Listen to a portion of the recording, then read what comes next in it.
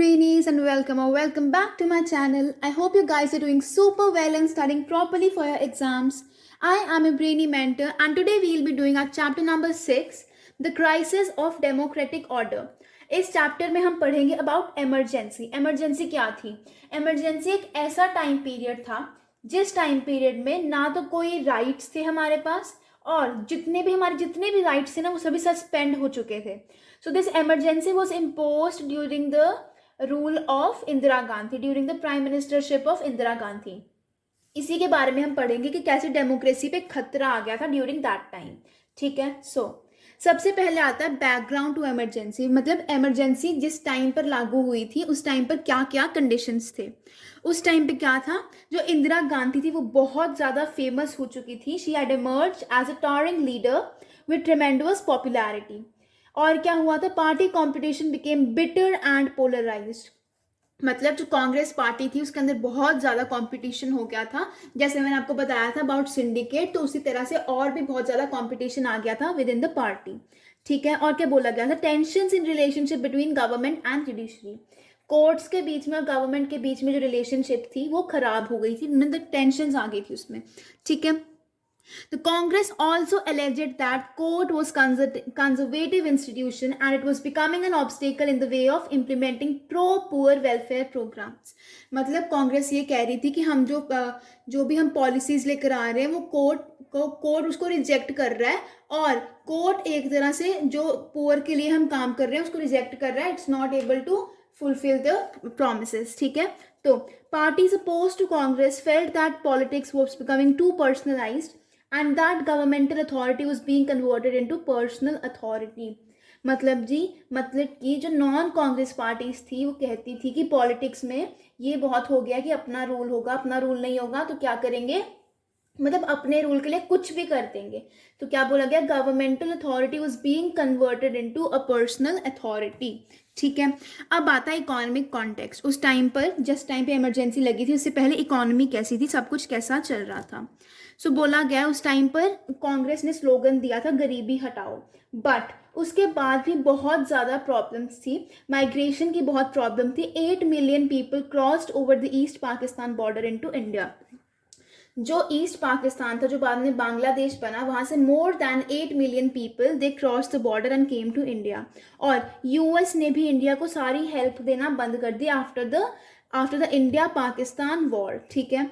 Prices increased manifold during this period. Inflation बहुत बढ़ गई थी, प्राइजेस बहुत ज़्यादा बढ़ गए थे and there was an all round increase in prices of commodities. हर एक चीज़ का प्राइस बढ़ गया था. ठीक है. इंडस्ट्री की जो ग्रोथ थी वो भी बहुत कम थी. अनएम्प्लॉयमेंट बहुत ज़्यादा थी रूरल एरियाज़ में स्पेशली. अब जो खर्चा हो रहा था गवर्नमेंट का उसको कम करने के लिए गवर्नमेंट ने क्या किया, अपने जो एम्प्लॉयज़ थे, जो गवर्नमेंट एम्प्लॉयज़ थे उनकी सैलरीज रोक दी. इससे क्या हुआ, जो गवर्नमेंट के एम्प्लॉयज़ थे वो भी बहुत ज़्यादा डिससेटिस्फाइड हो गए. और क्या हुआ, मॉनसून भी नहीं हुई, तो मॉनसून फेल्ड इन 1972 एंड 73. और एग्रीकल्चर प्रोडक्टिविटी भी बहुत कम हो गई, एग्रीकल्चरल प्रोडक्शन कम हो गई. ठीक है. अब क्या बोला गया कि जो कांग्रेस की ऑपोजिशन पार्टीज थी उन्होंने बहुत ज़्यादा प्रोटेस्ट ऑर्गेनाइज की कांग्रेस के अगेंस्ट. ठीक है. और क्या हुआ, increase in the activities of Marxist groups who did not believe in parliamentary politics. ठीक है. जो भी जिनको हम नक्सलाइट्स बोलते हैं या फिर मार्क्सिस्ट लेनिनिस्ट ग्रुप्स बोलते हैं वो बहुत ज़्यादा बढ़ गए थे और ये क्या करते थे, इंसर्जेंट टेक्निक्स यूज़ करते थे, वेपन्स यूज़ करते थे. ये चाहते थे कि डेमोक्रेसी इस्टेब्लिश ना हो, ये चाहते थे कि they wanted to overthrow the capitalist order and established political system. ये अपना ही ऑर्डर अलग से बनाना चाहते थे और ये वेस्ट बंगाल के एरिया में बहुत ज़्यादा पॉपुलर थे, बहुत ज़्यादा स्ट्रॉन्ग थे. ठीक है. Now Gujarat and Bihar movements. तो सबसे पहले जनवरी 1974 में गुजरात में जो स्टूडेंट्स थे उन्होंने ना प्रोटेस्ट स्टार्ट की against the rising prices of food grains, cooking oil and other essential commodities. ठीक है. और करप्शन के अगेंस्ट भी उन्होंने प्रोटेस्ट स्टार्ट की. ठीक है. इन स्टूडेंट्स को किन्होंने कंपनी किया था, मेजर ऑपोजिशन पार्टीज ने इनको ज्वाइन किया था. और इससे क्या हुआ, इससे एक बहुत ज़्यादा डिमांड स्प्रेड होगी कि we want imposition of president's rule in the state, कि हमें गुजरात में प्रेसिडेंट का रूल चाहिए. ठीक है. The opposition parties demanded fresh elections to the legislature. मतलब नए इलेक्शंस होने चाहिए फिर से. जो मोरारजी देसाई थे, ठीक है, उन्होंने अनाउंस किया कि he would be going to an indefinite fast if fresh elections were not held in the state. फिर क्या होता है, 1975 जून में फिर से फ्रेश इलेक्शंस होते हैं और कांग्रेस इस बार हार जाती है, ठीक है। अब आता है अबाउट बिहार। तो बिहार में क्या होता है, इन मार्च 1974 फिर से यहाँ पर भी स्टूडेंट्स प्रोटेस्ट करते हैं अगेंस्ट द सेम रीजंस। फिर वो क्या करते हैं, वो जयप्रकाश नारायण, जिनको हम जेपी बोलते हैं, उनको इनवाइट करते हैं और बोलते हैं कि please come and join are protest. तो जो जेपी नारायण थे उन्होंने पॉलिटिक्स को छोड़ दिया था and he was involved in social work. तो उन्होंने एक्सेप्ट तो कर लिया कि हाँ ठीक है, I will help you in this movement, but ये मूवमेंट जो होगी बिल्कुल नॉन वायलेंट होगी और सिर्फ बिहार तक ही नहीं रहेगी, this will be spread to many other areas also, मतलब बाकी इंडिया में भी, पूरे इंडिया में स्प्रेड होगी, ठीक है। फिर क्या होता है, सो एट दिस टाइम क्या होता है, जब स्टूडेंट्स की जो ये मूवमेंट होती है, जो प्रोटेस्ट होती है, ये इसको एक पॉलिटिकल कैरेक्टर मिल जाता है, ठीक है। सो जो जयप्रकाश नारायण थे वो डिमांड करते कि कांग्रेस गवर्नमेंट को रिमूव कर दिया जाए इन बिहार, और वो चाहते थे कि टोटल रेवोल्यूशन हो in the social, economic and political spheres in order to establish what he considered to be a true democracy. Proper democracy आए, ये जो यू कैन से दादागिरी चल रही है कांग्रेस की, ये खत्म हो जाए। So that was his main motive, ठीक है। सो फिर क्या होता है, इसी बीच में जो रेलवेज के एम्प्लॉयज़ थे उनकी भी प्रोटेस्ट स्टार्ट हो जाती है। उन्होंने बोला, उससे क्या हुआ कि जो पूरी कंट्री थी, यहाँ पे इकोनॉमी बहुत ज़्यादा प्रॉब्लम में आ गई, it threatened to paralyse the country, ठीक है।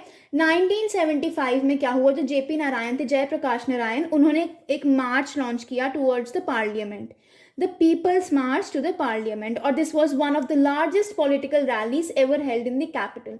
दिल्ली में सबसे बड़ी political rallies में से एक थी ये People's March of Jayaprakash Narayan.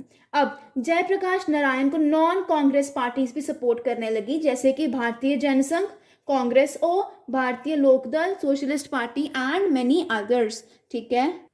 फिर क्या होता है, बोला जाने लगा कि जो जयप्रकाश नारायण है ये इंदिरा गांधी के लिए, इंदिरा गांधी का एक ऑल्टरनेटिव है, कि अगर इंदिरा गांधी नहीं तो जयप्रकाश नारायण, ठीक है। सो कुछ लोगों ने क्रिटिसाइज किया जयप्रकाश नारायण के आइडियाज को and about the politics of mass agitation that he was employing. वो अपना एक तरह से उल्लू सीधा कर रहे थे, जिसको हम कहते हैं ना, अपना फायदा देख रहे थे इन दीज मास एजिटेशंस। तो क्रिटिक्स ने उनको बहुत क्रिटिसाइज भी किया कि ये गलत है, ठीक है। अब आगे आता है the conflict with the judiciary. तो क्या बोला गया है, इंदिरा गांधी की जो पार्टी थी उनकी जुडिशरी के साथ लड़ाई भी थी, कॉन्फ्लिक्ट स्टार्ट हो गया था। क्या बोला गया, सबसे पहला एग्जाम्पल दिया हमें फेमस केशव नंदा भारती केस। तो कोर्ट ने बोला कि कुछ ऐसे फीचर्स हैं कॉन्स्टिट्यूशन के जो पार्लियामेंट अमेंड नहीं कर सकता, चेंज नहीं कर सकता। So this was one of the major conflicts between the Congress and the judiciary, government and the judiciary. अब इस डिसीजन के बाद क्या हुआ, a vacancy arose for the post of chief justice of India. जो चीफ जस्टिस की post थी वो खाली हो जाती है, और आपको पता ही है जो सीनियर मोस्ट जज होता है उसको बनाया जाता है चीफ जस्टिस। बट यहाँ पर क्या होता है, फर्स्ट 3 जजेस को छोड़कर जो जस्टिस A.N. रे थे उनको बनाया जाता है चीफ जस्टिस। ऐसा क्यों करती है कांग्रेस? कांग्रेस ऐसा इसलिए करती है क्योंकि जो फर्स्ट 3 जजेस थे उन्होंने कांग्रेस के अगेंस्ट भी कभी ना कभी वो दिया हुआ, अपना वर्डिक्ट दिया हुआ है। तो ये बहुत क्रिटिसाइज होता है ये कि आपने इनको A.N. रे को बना दिया और जो फर्स्ट 3 चीफ जजेस थे उनको आपने रिजेक्ट कर लिया, ठीक है। The climax of the confrontation of course the ruling of the high court declaring Indira Gandhi election valid. एक टाइम ऐसा आता है कि जब इंदिरा गांधी का जो इलेक्शन था उसको इनवैलिड डिक्लेयर कर देता है हाई कोर्ट। अब हम यही पढ़ेंगे इसके बारे में, ठीक है। Okay, so declaration of emergency.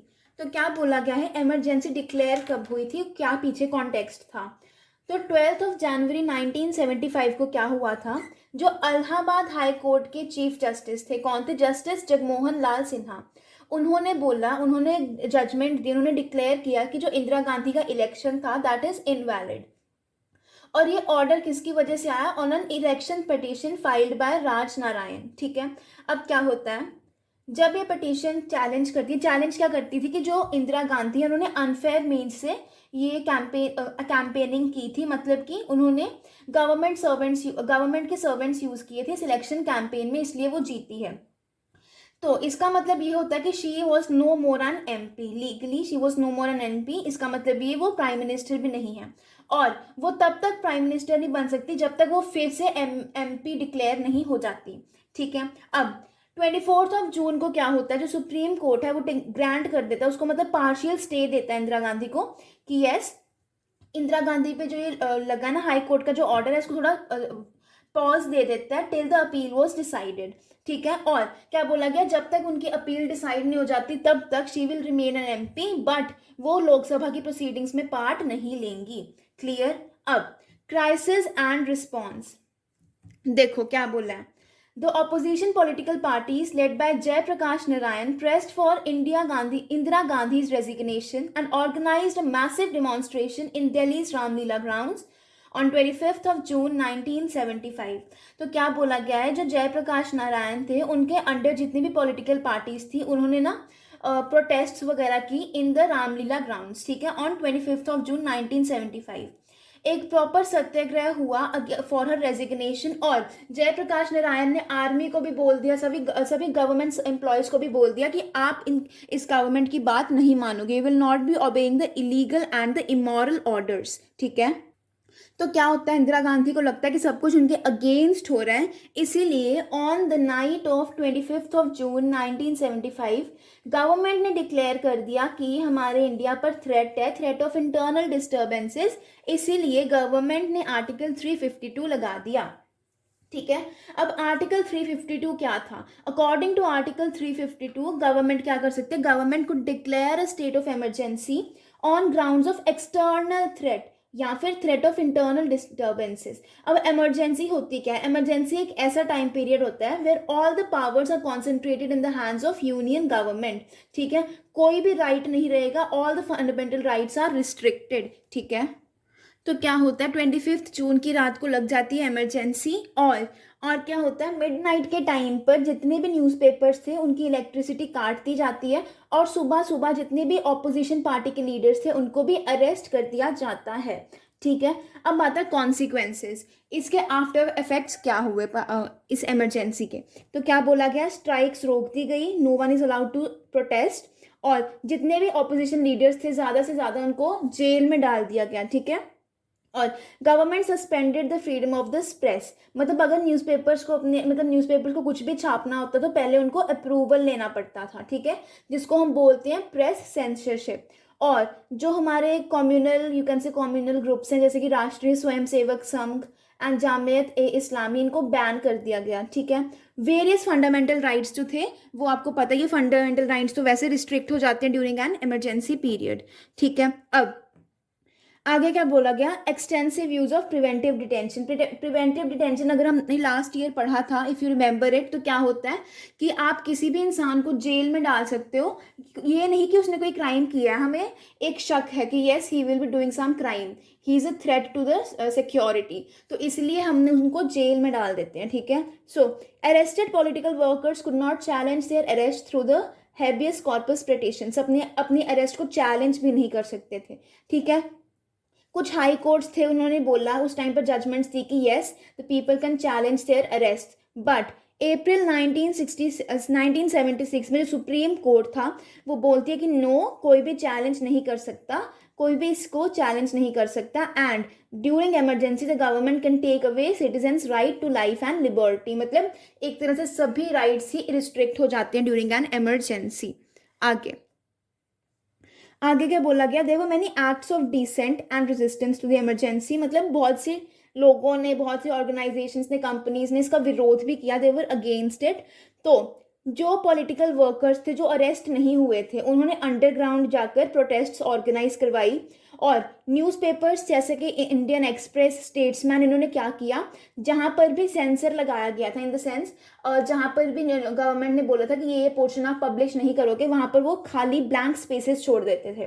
और मैगजीन्स थी जैसे कि सेमिनार और मेन स्ट्रीम, इन्होंने सोचा कि हम ये सेंसरशिप नहीं मानेंगे, we will choose to shut down, हम बंद ही हो जाते हैं। सो क्या होता है, जर्नलिस्ट बहुत अरेस्ट हो जाते हैं, और ये two names we have, Kannada writer Shivarama Karanth जिनको पद्म भूषण मिला था, एंड हिंदी राइटर फनीश्वर नाथ रेणु, इनको पद्मश्री मिला था। इन्होंने अपने ये अवार्ड्स थे वापस कर दिए थे as a as a protest against the emergency. ठीक है, अब आगे क्या बोला गया, इसी टाइम पीरियड में क्या होता है, अमेंडमेंट्स पास की, बहुत ज़्यादा चेंजेस लाए गए। पहली चेंज ये थी कि elections of prime minister, president and vice president could not be challenged in the court. ठीक है, जैसे कि इंदिरा गांधी की पटिशन, इंदिरा गांधी का इलेक्शन चैलेंज किया गया था ना, वैसे अब और भी चैलेंज आप नहीं कर सकते। ठीक है, इसी टाइम पे 42nd अमेंडमेंट भी पास की गई थी, जिसमें क्या था, इसमें ये बोला गया था कि जो लेजिस्लेचर थी उसकी जो टाइम पीरियड है वो 5 ईयर्स से हम 6 ईयर्स कर रहे हैं, तो उसको भी एक्सटेंड कर दिया गया। ठीक है, सिर्फ इमरजेंसी पीरियड के लिए ही नहीं, हमेशा के लिए। ठीक है, अब lessons of the emergency. Guys, this is the new book. अगर आपकी ओल्ड बुक है तो उसमें अलग से टॉपिक होगा, वो आप एडजस्ट कर लेना, क्योंकि उसमें एक टॉपिक है जो कट भी है। अब I don't remember actually, go check the syllabus, या फिर मैं अपडेट भी कर दूंगी आपको। ठीक है, अब इमरजेंसी से हमें क्या लेसन्स मिले। पहला लेसन था कि डेमोक्रेसी इंडिया से कभी खत्म नहीं हो सकती। इमरजेंसी खत्म हुई, वापस डेमोक्रेसी आई। सेकंड था, it brought out some ambiguities regarding the emergency provision in the constitution that have been rectified since। मतलब कि उसमें पता चला, इमरजेंसी के टाइम पे हमें पता चला कि जो इमरजेंसी के रिलेटेड लॉज हैं ये कितने ज़्यादा गलत हैं, तो उस टाइम से इनको चेंज किया जा रहा है। ठीक है, अब क्या बोला गया है कि जो इमरजेंसी है वो तभी डिक्लेयर हो सकती है जब कोई आर्म्ड रेबिलियन हो, जबकि जब लोग आर्म्स लेकर, वेपन्स लेकर अगेंस्ट हो जाए गवर्नमेंट के, तभी नेशनल इमरजेंसी डिक्लेयर की जा सकती है, और प्रॉपर यूनियन कैबिनेट को रिटर्न में देना पड़ेगा। थर्ड क्या था, थर्ड लेसन था कि emergency made everyone more aware of the value of civil liberties. उनको अपने राइट्स के बारे में लोगों को पता चल पड़ा। ठीक है, अब पॉलिटिक्स आफ्टर इमरजेंसी। तो क्या होता है, जब 1977 के इलेक्शंस आते हैं इमरजेंसी के बाद में, तो ऑपोजिशन पार्टी का स्लोगन होता है सेव डेमोक्रेसी। ठीक है, एक लेसन हमको यहाँ से क्लियर होता है कि governments that are perceived to be anti democratic are severely punished by the voters.